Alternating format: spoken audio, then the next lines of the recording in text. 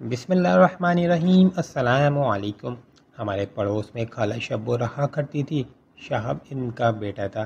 اس کی بازار میں کپڑے کی دکان تھی۔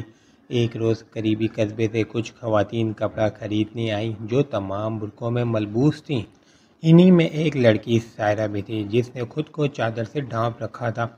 سائرہ نے جب اپنے لیے جوڑا پسند کر رہی تھی، اس کے چہرے سے چادر سرک گئی اور شہاب نے اس کی ایک جھلک دیکھ لی۔ جھلک دیکھتے ہی وہ اس کا دیوانہ ہو گیا۔ دل میں ٹھان لی کہ شادی اسی سے کروں گا، اسے حاصل کرنے کے لیے سر دھڑ کی بازی لگا دوں گا۔ عورتیں حسب ضرورت کپڑے خرید کر چلی گئی، مگر شہاب کا چین و سکون ختم ہو گیا۔ اب اسے کسی پر چین نہ تھا۔ بار بار اسی نقاب پوش حسینہ کی جھلک نظروں میں جل ملاتی جاتی اور اس کا قرار لٹ جاتا تھا۔ کبھی کبھی عمر بھر کا ایک لمحہ، کسی کی کہی ہوئی ایک بات اور کسی مہوش کی ایک جھلک انسان کو مجنون بنا دیتی ہے۔ اس کی زندگی کا مقصد و محور بدل جاتا ہے، دنیا کچھ کی کچھ ہو جاتی ہے۔ شہاب کا اب کاروبار میں دل نہ لگ رہا تھا۔ اس کا سارا دھیان اس لڑکی کی طرف تھا۔ دکان پر جو لڑکا ملازم تھا وہ بھانپ گیا کہ مالک کو دل کا مرض لاحق ہو گیا ہے۔ اس نے باتوں باتوں میں چادر والی حسینہ کا ذکر چھیڑا تو شہاب کے کان کھڑے ہو گئے اور وہ اس گفتگو کو دلچسپی سے سننے لگا۔ دوسرے ملازم لڑکے کو ارشد بتا رہا تھا، وہ چادر والی لڑکی جس کا نام سائرہ ہے میری بہن کے پڑوس میں رہتی ہے۔ یہ خالہ شبو کی بیٹی ہے، ماں سلائی کرتی ہے، تبھی ان کا گزارا ہے اور کوئی کفیل نہیں ہے۔ سائرہ کا والد فوت ہو چکا ہے۔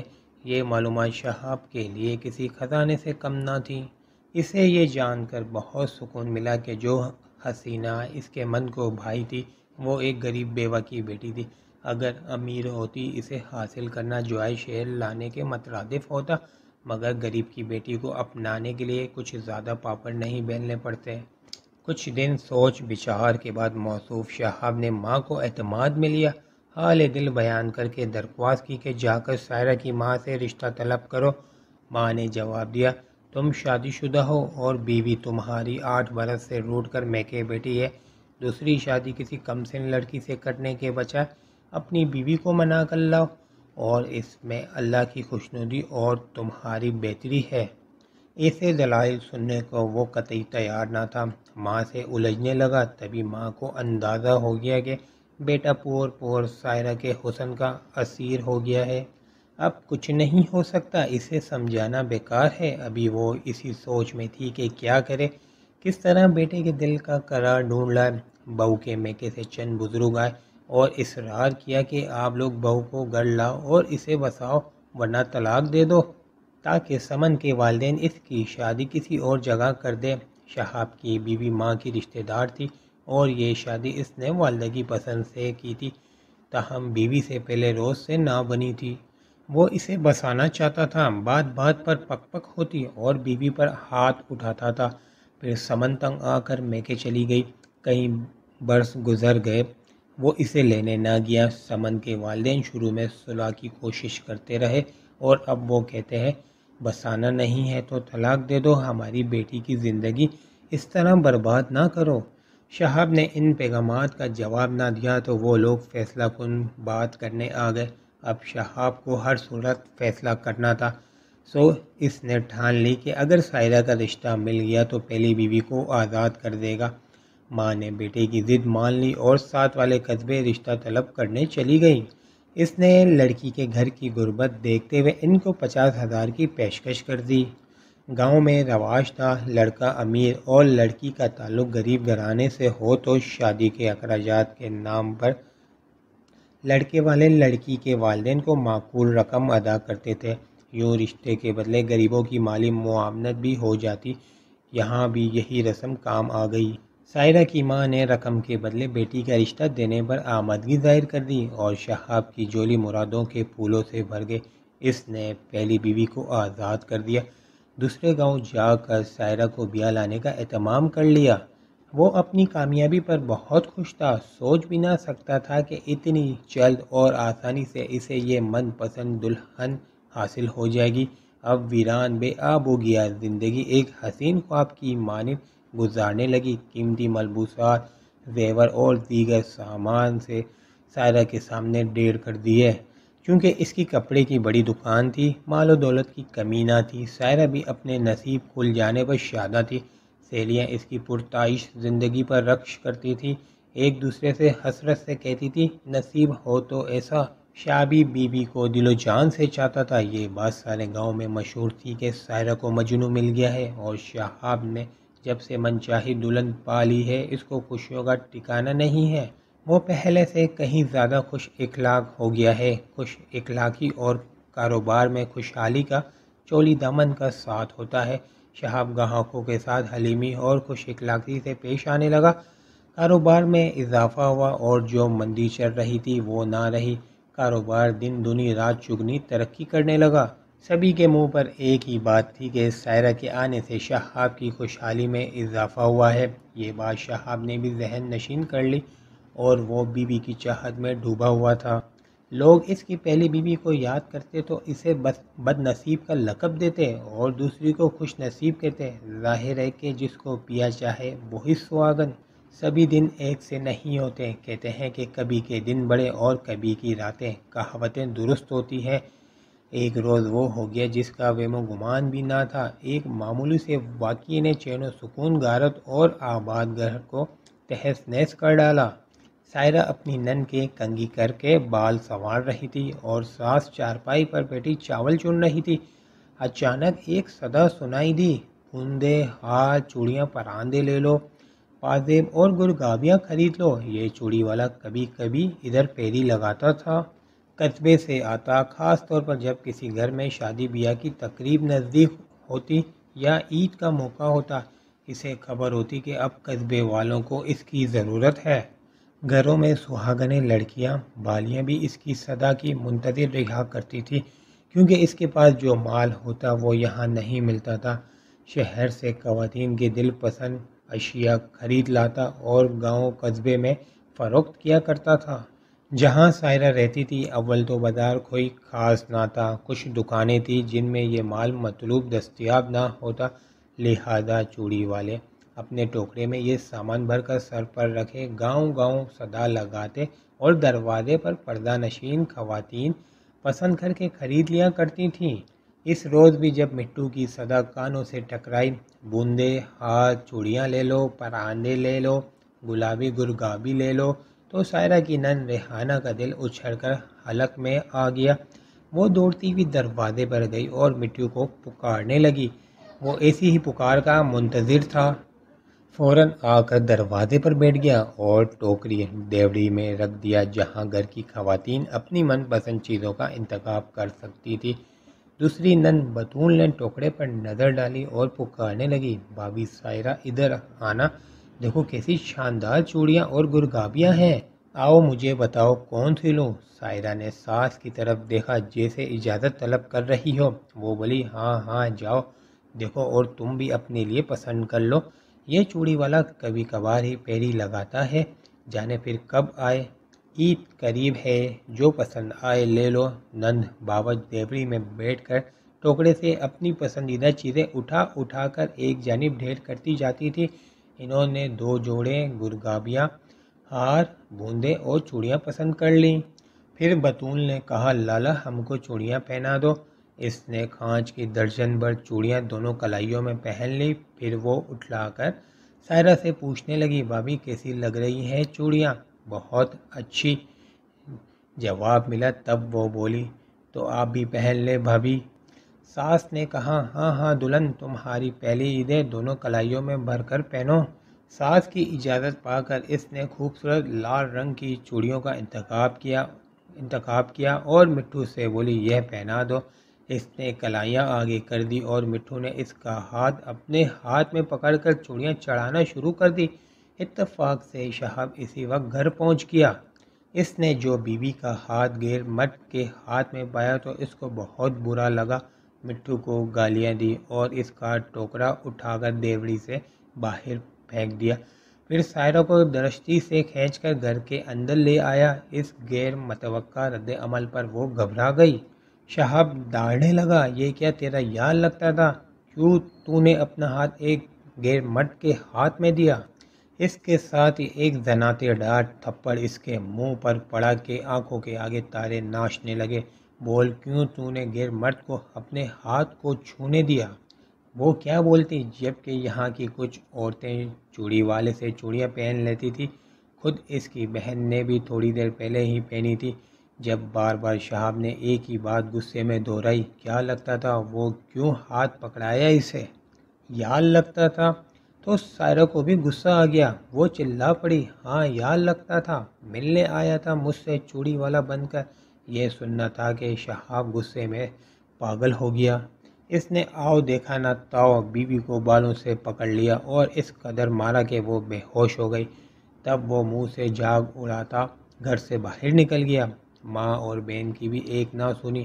2 دن بعد جب سائرہ کی حالت کچھ بہتر ہوئی، ساس نے کہا، بیٹی شہاب تجھ سے بہت محبت کرتا ہے، تبھی وہ تیرے ہاتھ کو کسی غیر مرد کے ہاتھ میں دیکھ کر برداشت نہ کر سکا، اور غیرت میں ایسے کلمات اس کے منہ سے نکلے ہیں تو اس کی بات کا دل پہ نہ لے۔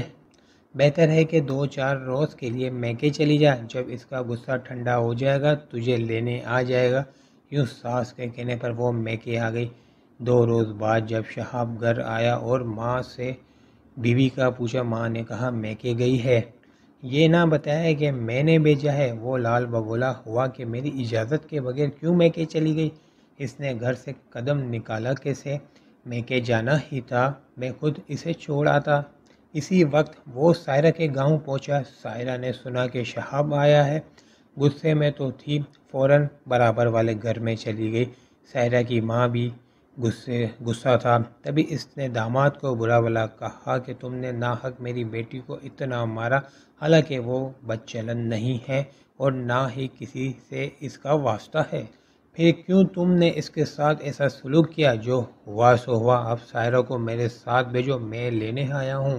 ایسے تو ہرگز نہ بھیجوں گی، پہلے گاؤں کے چند بزرگ کو لاؤ، وہ ضمانت دے کہ آئندہ تم سائرہ پر ہاتھ نہیں اٹھاؤ گے، تب بھیجوں گی۔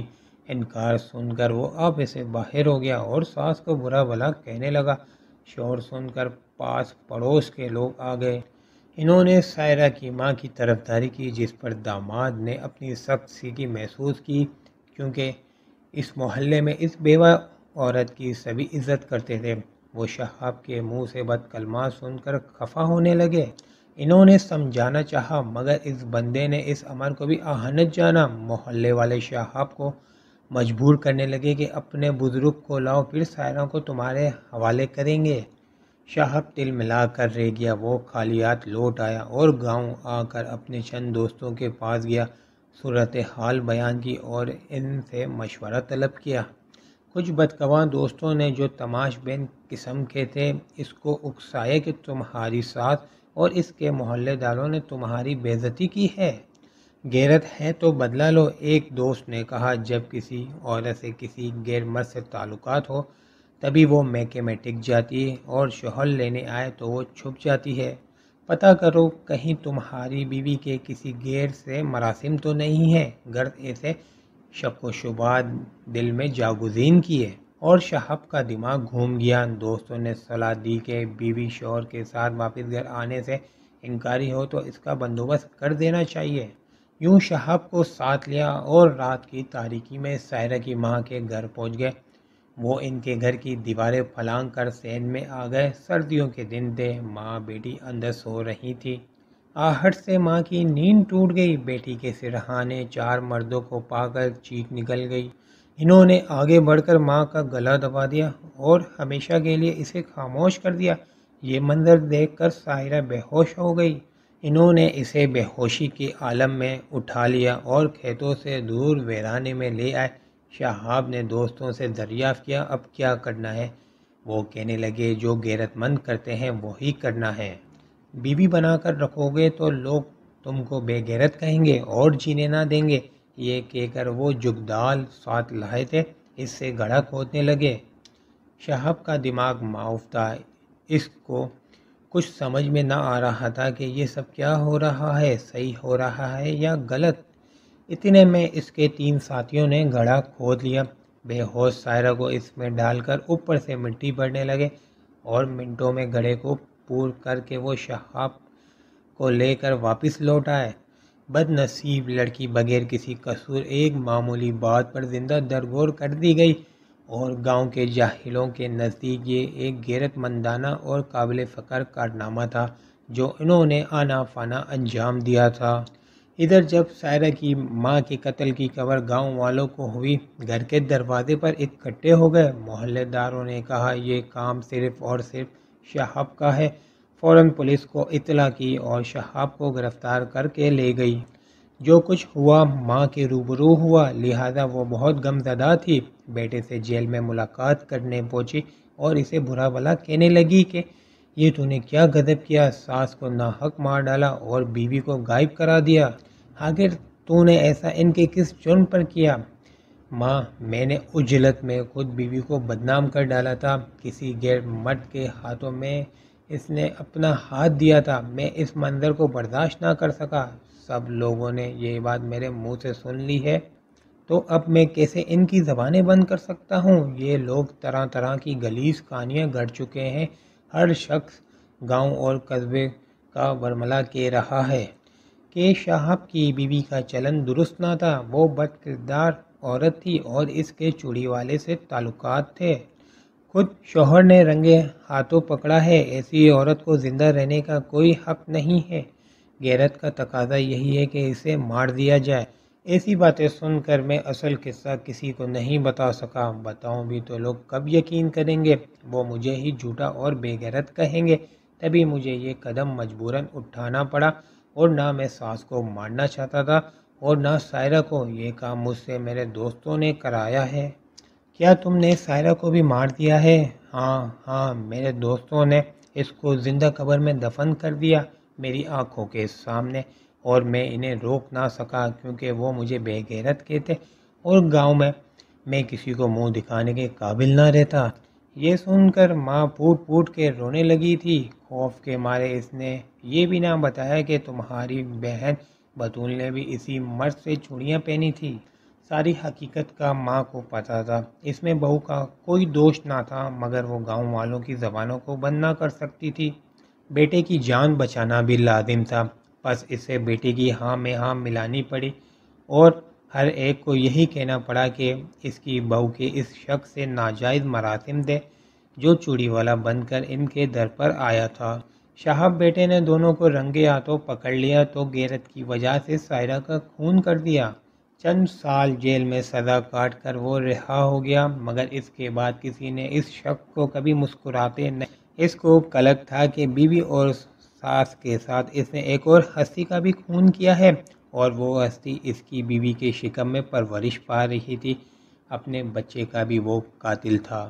یہ خلش اب کسی پہلو اسے چین نہیں لینے دیتی تھی۔ رہائی کے بعد کچھ دن دکان پر بیٹھا، دکان غیر موجودگی میں ملازم چلا رہے تھے، انہوں نے کافی خسارہ دیا، اس خسارے کو شہاب پورا نہیں کر سکتا تھا، اس کا دماغ الجھا رہتا۔ نوبت یہاں تک پہنچی کہ دکان بند ہو گئی اور وہ گھر میں بیٹھ گیا، سارا دن گھر پڑا رہتا اور سوچتا رہتا، اسے اپنے جاہل دوستوں سے نفرت ہو گئی، وہ ملنے آتے تو کہلوا دیتا کہ گھر پر نہیں ہے، رفتہ رفتہ انہوں نے آنا چھوڑ دیا، تنہائی شہاب کا مقدر بن گئی، اس کو پل پل ڈسنے لگی۔ اس شخص کو خبر تھی کہ یہ المناک واقعہ محض اس کی طبیعت کے ابال سے وقوع پذیر ہوا، وہ ایک غصے وار جلد باز قسم کا آدمی تھا، جس سے محبت کرتا ٹوٹ کر کرتا تھا، اور جب بدگمان ہوتا تو پھر حقائق کی پرواہ کیے بغیر اس پر پل پل پڑتا تھا۔ شخصیات کی اس خامی نے گھر اجاڑا اور اس کے نام 3 خون لکھے گئے۔ اب وہ راتوں کو جاگتا تھا، سائرہ کو یاد کر کے روتا اور پچھتاتا تھا، مگر گیا وقت ہاتھ آتا نہیں، اور پچھتائے کیا جب چڑیا چگ گئی کھیت۔ سوچ سوچ کر جاگ جاگ کر وہ دیوانہ ہو رہا، لوگ کہتے تھے اس کا دماغ چل گیا ہے، دنوں نہاتا نہیں، ہفتوں کپڑے نہیں بدلتا، کھانا پینا نیند آرام سب بھلا دیا ہے۔ ایسے میں آنکھیں وحشت سے ابلی پڑتی تھی، غصہ بے پناہ آتا، بلا وجہ لڑنے اور جھگڑنے لگتا، گاؤں والے سب ہی کہتے تھے 3 قتل کیے ہیں تبھی پاگل ہو گیا ہے، اس سے بچو، کبھی خون سر چڑھ گیا تو ہم کو ہی نہ مار دے۔ کسی کے بارے ایسے خیالات پختہ ہو جائیں تب لوگ اس سے دور ہی رہتے ہیں۔ وہ شخص معتوب ٹھہرتا ہے تو اور گسیلا اور پاگل ہو جاتا ہے، لوگوں سے گھبراتا ہے، ویرانے میں سکون آتا ہے۔ شہاب نے بھی ویرانوں میں پناہ لینا چاہی، وہ مستقل قبرستان میں بیٹھنے لگا۔ جب لڑکے وہاں گزرتے ایک میلے کچیلے شخص کو کسی نہ کسی قبر کے پاس بڑبڑاتے دیکھتے تو پاگل پاگل کہہ کر پتھر مارتے اور دوڑ جاتے۔ شہاب ان کو گالیاں دیتا، جواب میں پتھر مارتا یا ان کے پیچھے دوڑنے لگتا۔ وہ پاگل نہ تھا، پچھتاؤں کا شکار غمزدہ تھا۔ کوئی غم گسار نہ ملا اور احساس جرم نے اس کو نفسیاتی مریض بنا دیا۔ تب گاؤں کے لوگوں نے اعلان کرا دیا کہ شہاب پاگل ہے۔ کوئی قاتل ہو وہ معاشرے میں سما جاتا ہے، مگر جس کو سب پاگل قرار دے دے وہ معاشرے میں نہیں رہ سکتا، لوگ اسے معاشرے سے نکال دیتے ہیں۔ شہاب کا انجام یہ ہوا کہ ایک روز رات کے وقت دیوانگی میں نہر میں چھلانگ لگا کر اپنا خاتمہ کر دیا، مگر گاؤں والوں پر یہ صدقات واضح ہو گئی کہ کبھی انسان کو بات کا بتنگڑ نہیں بنانا چاہیے اور نہ کسی معاملے میں کسی کو قتل پر اکسانا چاہیے۔